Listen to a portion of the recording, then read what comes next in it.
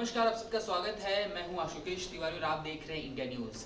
आज हम बात करने वाले हैं एक ऐसे शख्सियत के बारे में जिसने अपने आप में ही एक रिकॉर्ड सा बनाने के बारे में सोच लिया है। आपको बता दें कि आपने सुना होगा कि लोग चुनाव लड़ रहे हैं।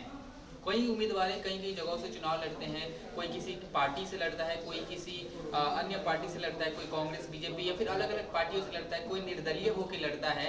और आज जिस शख्सियत के बारे में बात करने वाले हैं वो निर्दलीय ही चुनाव लड़ता है। अब इसमें एक और पॉइंट ऐड करते हैं। आपने सुना होगा कि किसी ने चुनाव लड़ने का रिकॉर्ड बनाया है, किसी ने चुनाव जीतने का रिकॉर्ड बनाया है, किसी ने लगातार चुनाव जीतने का रिकॉर्ड बनाया है।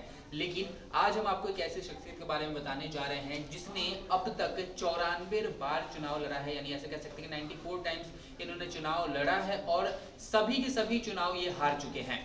आपने बिल्कुल सही सुना। ये जो शख्सियत है इन्होंने एक बार फिर से उत्तर प्रदेश में 2 जगहों से पर्चा भरा है विधानसभा चुनाव के लिए इस बार भी, और ये इस बार भी चुनावी मैदान में उतरेंगे और इनका कहना है कि इस बार जो ये चुनाव है वो जीत ही लेंगे। सबसे पहले बता देते हैं कि ये आगरा के रहने वाले हैं और आगरा के ही अपने एक छोटे से जिले से ऐसा कह सकते हैं कि इन्होंने चुनाव का पर्चा भरा है और इनका नाम है हसनूराम अम्बेडकरी। हसनूराम अम्बेडकरी 1985 से लेकर 2022 तक अभी भी चुनाव लड़ रहे हैं और इनका सपना है कि वो एक दिन चुनाव जरूर जीतेंगे। इसके साथ साथ इनका ये भी सपना है कि ये चाहते हैं कि 100 चुनाव ये अपनी पूरी जिंदगी में लड़े। ऐसा कह सकते हैं कि 90s पे ये पहुंच चुके हैं। शतक लगाने से कुछ ही दूर है, यानी 5-6 इलेक्शंस और दूर हैं।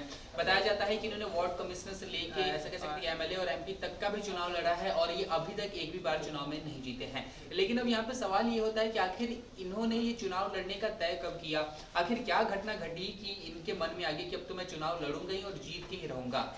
1985 में जब ये पहली बार चुनावी मैदान में लड़े और उतरे तो ऐसा कहा जाता है कि सबसे पहले एक पार्टी के पास गए, वहां से ये टिकट लेने के लिए गए, लेकिन वहां पे उनकी बेइज्जती की गई और बेइज्जती करते हुए कहा गया कि आपको कोई भी वोट नहीं देगा, आपको एक भी वोट नहीं मिलेगा और आप चुनाव हार जाएंगे।